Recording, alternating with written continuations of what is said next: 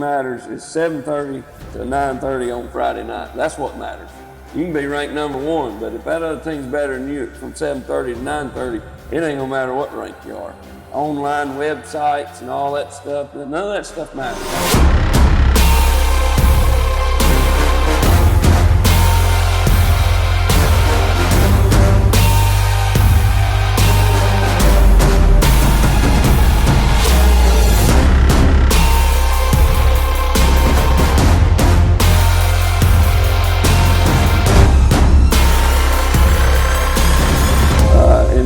Come watch the game, and you'll see what we're talking about. We're all Red Raiders. Go be Red! Welcome back to the Building Belmont podcast. I'm your host, Keanu Trujillo, and as fall is upon us, then that means one thing, and that means football. If you're watching on YouTube, you already know where we're at. You already know what we're going to talk about. You already know what it's about. But today, we're joined by a 2003 South Point state champion, 2004 South Point graduate, immediately went into coaching as an assistant coach, worked his way up through the ranks, winning championships in 2009 and 2016 until he took over the reins of South Point football as the head coach. I'm talking about head coach Adam Hodge. So we're going to talk about football. We're going to talk about the team. We're going to talk about your story. We're, of course, going to talk about the legacy of football. But let's start there. Tell me about, Coach. First of all, thank you for taking some time. Yeah. I know that you're very busy. You're not sleeping much. You got a couple of little ones of your own, and then you have 104 out on the field. Yeah. So we're blessed that you took some time to talk to us. But let's start there with the legacy of South Point football. You were born and raised here. You played ball here. You're coaching now kids whose parents played ball here. Tell me about the importance of South Point football in Belmont. Well, it's one thing that the whole town, comes together to be a part of. We're all Red Raiders, and we all love being a part of South Point football. And, each person has their own little story, but they're all part of a bigger story. And it's been such a blessing to be here, and it's really changed my life, and I think it changes the life of everyone that's part of the program. And it takes so many people to make this happen. I mean, there's just countless and countless people behind the scenes that make, South Point football what it is, from Booster Club to faculty members to, counselors in the school and teachers and community leaders and, just all kinds of folks that really make South Point football what it is. And we try to do things, as best we possibly can, both on the field, off the field. And so it takes a lot of people to make that happen. And I was blessed to be a part of it. South Point football has been a winning tradition for a long, way before I was even born. They were winning a whole bunch of football games. Started with Coach Big back in 1969. He actually grew up here and went to Belmont High School. And then Coach Tate and Coach Devine and Coach Lineberger. And then I was fortunate enough later on to get to be head coach. But it's just such a tradition here in this town to be a part of the football program. And everybody loves it. And it's so much fun to come down that hill and on Friday nights and see all those people. And we have such tremendous support. It's an awesome. It's not a job. It's just an awesome thing to be a part of. But you graduated high school in 2004 and immediately went into coaching. Did you imagine 18 years later you'd be here as the head coach? Did you set your sights on that, or just said, hey, I want to continue to serve this and we'll see what happens? Well, I had a lot of good coaches growing up, and that's something I always wanted to be. I always wanted to be a football coach. And I knew what I wanted to do in life, and I knew what I wanted to be, and so I set my mind to it and did it. But I had a lot of opportunities and help along the way. I was fortunate enough that Coach Devine would hire me. I mean, it takes a lot of guts to hire an 18-year-old football coach, but he always believed in me, and Coach Lineberger was AD at the time, and I worked for him when he became the head coach, and just had a lot of great role models over the years, coaching role models. I've been able to coach with some really good coaches and learned a lot. I mean, Coach Tate been a great role model for me, and Coach Lineberger and Coach Devine, and just numerous, Coach Lee, and just numerous guys over here I got to work with and learn from. And and you want to be something where you got to learn how to do it. And So I had a lot of really good mentors over the years that kind of guided me and looked after me and helped me along the way. And, so it's fun to be where I'm at. I love what I do. We tell people all the time, you got to love what you're doing and love who you're doing it with. And I love what I do. I don't think it's a job. It's almost, one of those things where you enjoy it so much that, sometimes it's hard to believe, that you get to do it. But it's really been a blessing, and it's fun to be a part of, and I'm just a part of it. And I had a guy the other day, and I was like, look, man, South Point football is so much bigger than any one person. They were winning long before I got here. They'll be winning long after I leave. This is so much bigger, and it takes so many people to make it what it is. It's a community, really, and it's an awesome thing to be a part of it. There is a winning legacy around here. We were even talking about it before. We're talking with old John Graham, old Belmont John behind the camera. We can't see him, but you guys played together, won championships together. Yeah. And how do you maintain? Maybe this is the question. You're starting day one, new season. You got a fresh team. Most of them are, of course, returning. But how do you set that mindset day one to say, this is who we are, this is what we're about, this is who we represent, and this is what we're going to do? What do you tell them? Let us a little bit inside Well, football. you got to have good leadership. And a lot of times the seniors, the juniors and seniors, they're going to show the freshmen how we do things. And then if something ain't right, then you got to, as coaches, you got to correct that, and you got to get it. Hey, we don't do it that way here. And we do things a certain way, and we've done them that way forever. And we're not going, I tell them all the time, I'm not going to change who I am. South Point's not going to change what it does. You're going to become like us. We're not going to become like you. And if you want to play here, this is the way we do it. And we're not going to change that. Now, we might change things here and there, but the culture and how we do what we do and go about our daily agenda, that ain't changing. That's going to be the same. It don't matter whether it's 2007 or 2037. We're going to approach it the same way. We're going to work hard. We're going to have discipline. We're going to do things the right way.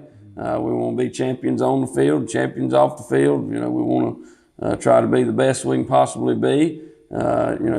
Striving for perfection. We know we ain't going to get there, but maybe we'll land somewhere along good and hopefully great.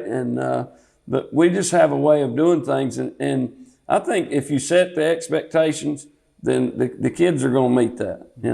They just want to know, what do you want me to do? Most people want to, they want to make the coach happy. They want to make the team proud. They want to make their families proud. Just tell them what you want, and they'll and hold them accountable to it, and they'll do it. Mm-hmm.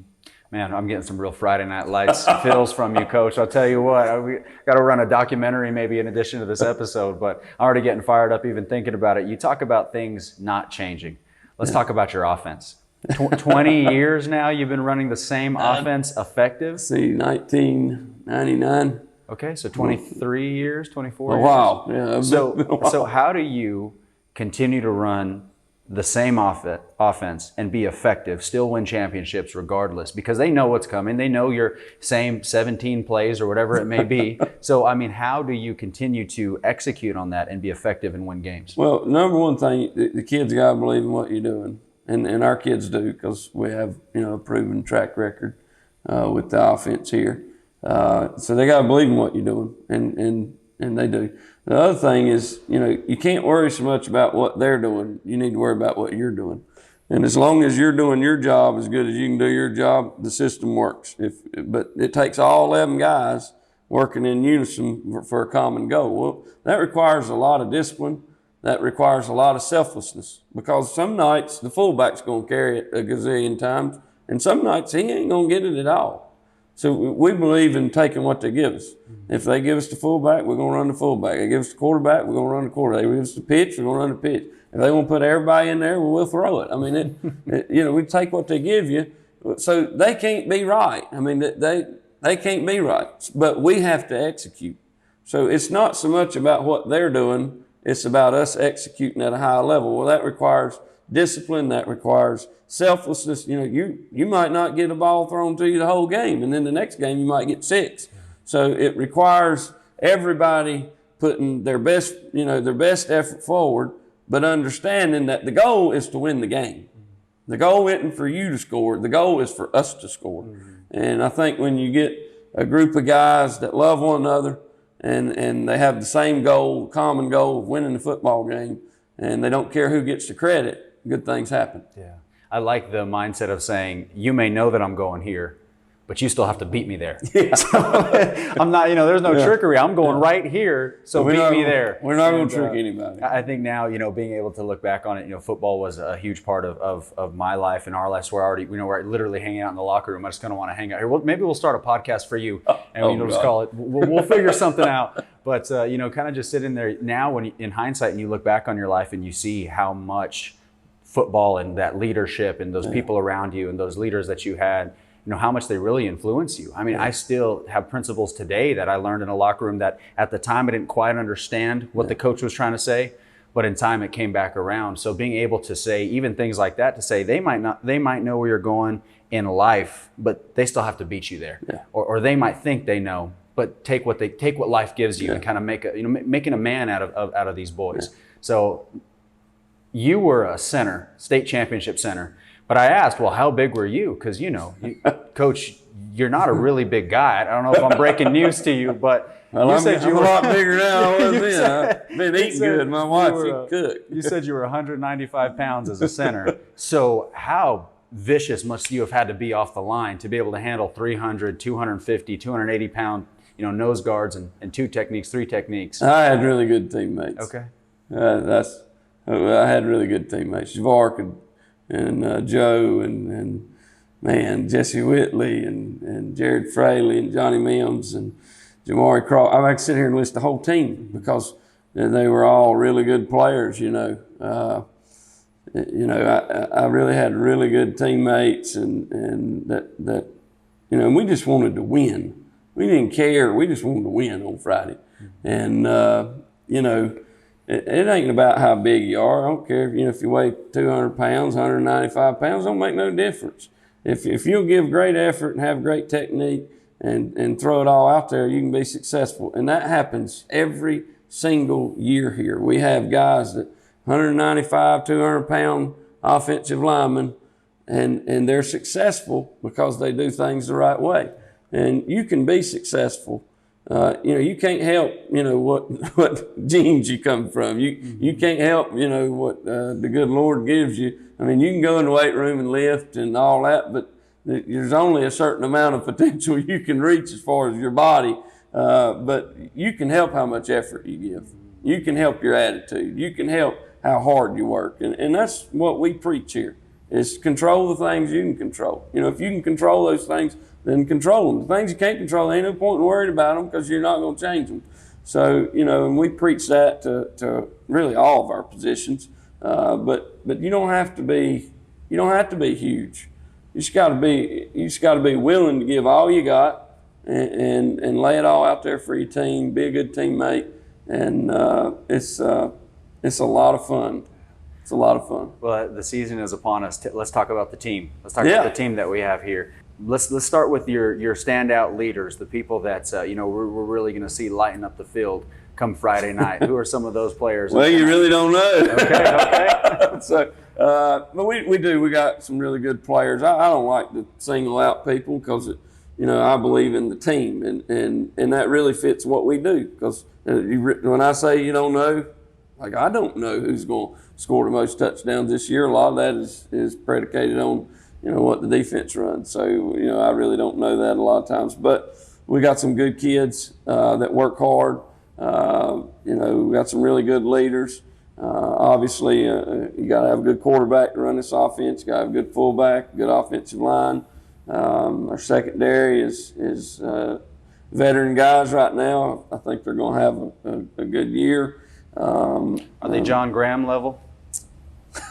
Don't compare generations of football around here. That's a no-no. Yeah, I'm telling you, man. It's like, well, our team and this. I try not to do it, but we do. We got some good players. Got some good defensive linemen. We got some good offensive linemen. Good skill guys to split in and wing back position, and some really good players, and they're good kids, and that's what's important to me is, do we have kids that are willing to do what's best for the team, and if they are, then we're going to be successful. I tell them all the time, I can teach you how to play football, but you got to be a good person first. If if you're out there for yourself, it ain't gonna matter how much football I know. You ain't gonna listen but so long. And so we got really good kids, or coachable kids. We got good coaches, and I think we're gonna have a good year. You never know in high school football what's going to happen. I've learned that in my short tenure as a head coach. I've learned that you just never know what's going to happen. Last year we were, I forget what the record was, and lost 2 conference games there, and it was, wasn't looking wonderful, but we had a good team and turned around and went to the Western Finals. So in 16 we were 1-4 and won the state championship. So it's happened time and time again. You can't judge it on the first 5 games. You can't judge it on the first game. You just got to get better and better every week and see what happens. And that's, every year has its own ups and downs, its own problems, its own solutions, and, you just got to find them. And so we'll see what this year brings. And I'll say this, we're going to do the best we can. I guarantee you that. Yes, and that's what I tell, look, guys, go out there, play as hard as you can possibly play, and let the good Lord sort the rest of it out. And if you do as good as you can do, you can lay your head on the pillow at night and know you did your dead level best. That's all you can do. You can't do but so much. And you ain't got but so much in you. Well, give all you got and lay it all out there and see what happens. Yeah. Do we know what we're ranked coming into the season? Lord God, no. No. I'm sure we're somewhere, does it matter? Yeah, really, I'm just being honest with you. No, preseason, all that stuff, that's great and wonderful and all, but that don't really matter. The only thing matters is 7:30 to 9:30 on Friday night. That's what matters. You can be ranked number 1, but if that other team's better than you from 7:30 to 9:30, it ain't gonna matter what rank you are. It ain't gonna matter what the newspaper says. It ain't gonna matter what the online websites and all that stuff. None of that stuff matters. What matters is who performs and executes at a high level, who wins the game from 7:30 to 9:30. None of that other stuff. Paper, you can win a lot of games on paper, but we don't play on paper. We play on grass. So you got to win the game on Friday night, and you got to perform and execute. And that's why discipline and those sorts of things are so important. Yeah. Well, I like what I'm learning even just about your character and your leadership style even now to say, does it really matter? Yeah. Let's focus on, like you said, 7:30 to 9:30. Let's go out there and control what we can control. Yeah. So we found through this platform that we are really a great resource. A lot of people that have been around here for a while love it because we're capturing a lot of that history and connecting people to it. But we find we have a really big following from people that are just now calling Belmont home. Yeah. And what I've loved about it is, I've only been in Belmont for 4 years, but what I've seen is that the people that move here care about the history and the legacy, not about changing things or, doing things different and say, no, let's preserve that. So there's something in the water here, in the air that says, no, we care about that. So, what would you like to share about the importance of South Point football, the team, the impact on the community to those that are just now calling Belmont their home? Because I really want to, pack these stands with people, old and new. Let's come out and support the team. Obviously, we have a way of doing things, but if you like working hard and you like being a team player and you like being part of something bigger than yourself, this is a great thing. And it really is. It's a lot of fun. Friday nights are awesome. I'll never forget the first time I went down the hill, and it hadn't changed a whole lot. You go down that hill, they play that chop, and the stands are packed, and there's smoke going everywhere. It's just an awesome, awesome feeling. There's nothing like it. I tell everybody it's the best place in North Carolina for high school football on a Friday, and it really is. It's an awesome, awesome experience. And come watch the game, and you'll see what we're talking about. I remember my first South Point football game in my life, and from that moment on, I wanted to be a part of that as much as I possibly could. It's just so much fun. You meet a lot of great people, There's a lot of great people in Belmont. There's good people that work hard and got big hearts, and generous people and loving people. And, that's what our team is built on. The foundation of any great team is love. Now, that's South Point. That's what we do. And I was talking to Graham, and if there's one thing about, the team that we were on, is we love one another. I mean, we did everything you could possibly do together. We love one another. We love being around one another. And that's, any great program or organization, there has to be an amount of trust and love and dedication to each other, or you're just not going to be successful. And this is a great thing to be a part of. And we got plenty. If you want to come help and be a part of it, we got plenty of room. Okay. We got a great booster club. They're always looking for help. Our booster club, helps all of our sports here, not just football, but we got plenty of room for people to help and volunteer and join in. And it's a lot of fun to be a part of it. And I'm just a part of it.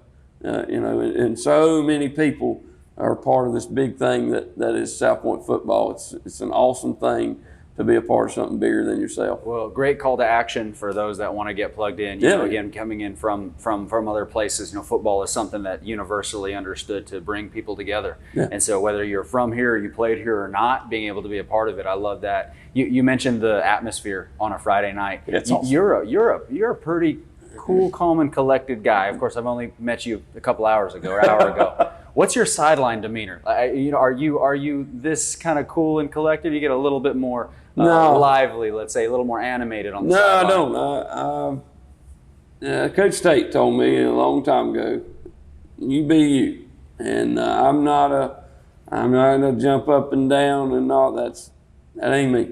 Now, when I get mad, I'm mad.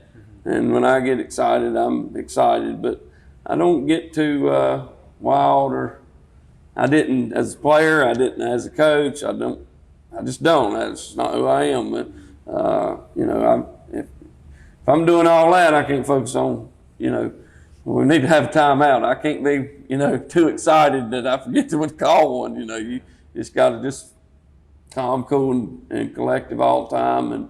And for me, I'm out there to do a job. My job is to manage the game and to make sure kids have what they need, make sure coaches have what they need, and if somebody needs correcting, then we'll correct them.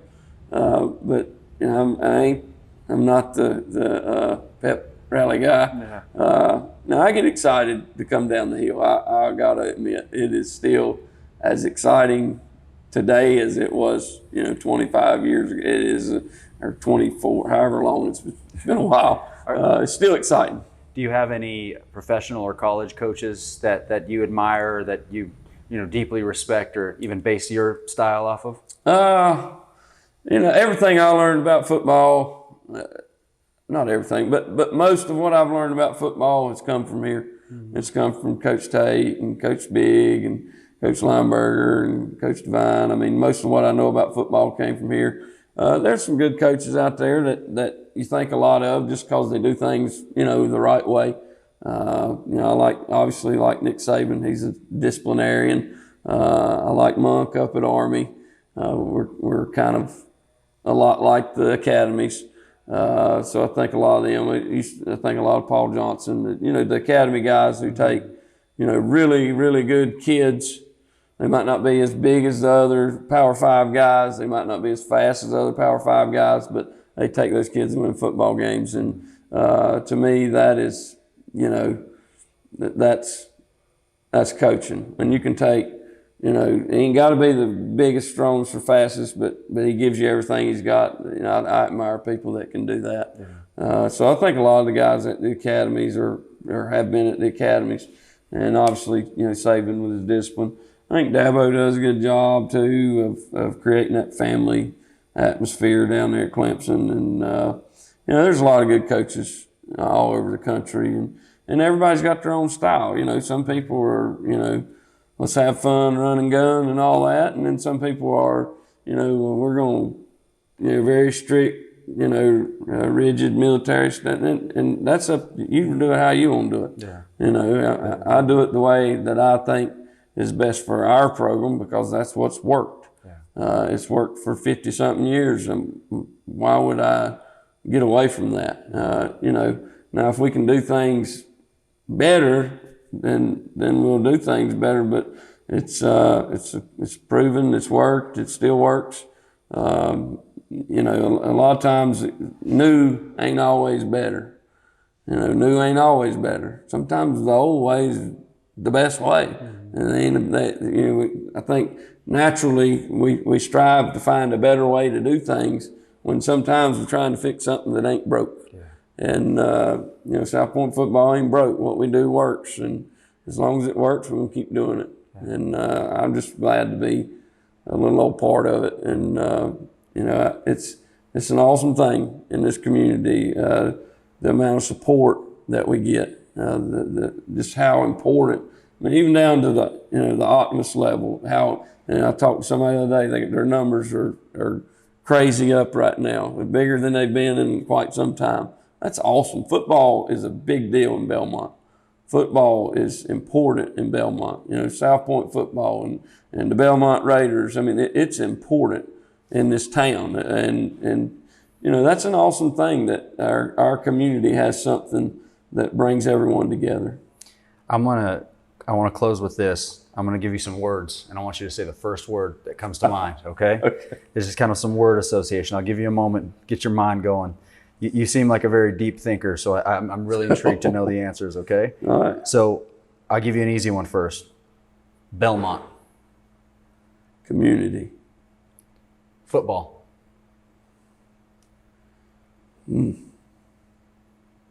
Life. I mean, I hate this, but it just teaches you so much about life. And I hate saying that. I want to go into that. Yeah, no, go ahead. I love football, but I have my priorities too, and I love my family. And I think faith and family are so much more important than football. But I do think football just teaches you so much about life, and there's going to be ups, there's going to be downs, there's going to be good times, there's going to be bad times, and it just teaches you. I guess I should have said life lessons, but that's two words. Okay. But man, it really does. Football just teaches you so much. I mean, there's injuries, and there's you know, penalties, and there's mistakes, and there's successes, and there's failures, and it just teaches you so much about life. And that's what life is going to be. I mean, you're not going to wake up every day and everything just go your way. That's not going to happen. You're going to have good days and you're going to have bad days. I mean, I love what I do. I still have bad days, you know. It just teaches you so much about, you know, what life is going to be like. You know, football teaches you that. That's a great explanation. Absolutely. And it's true. It sounds dual meaning. When you first said life, I said, well, you graduated and you've been doing it ever since. I've been doing so it. It has been your life. But Yeah. I really love what you're saying in the lessons there. Next one, Red Raiders. Man, Red Raiders. Tradition. Yeah, tradition. Fall. The best time of year. All right. Lineman. Linemen. Servants. Wide receivers. That's tough, you know, because for us, you know, we do require our receivers to block a lot, but they also have a lot of opportunities to catch football. So, you know, that's, you know, they got to be good teammates.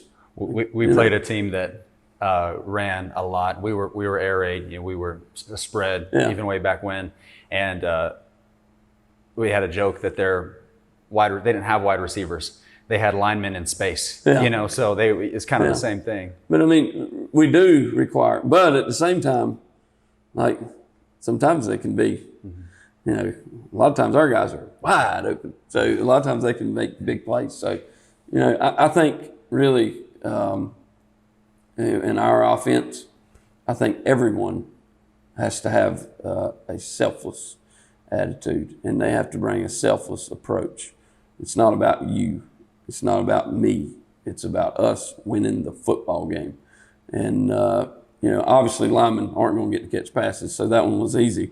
And servants, automatic, you know. All right, one last one, and I'm gonna give you a little bit of a lead in here.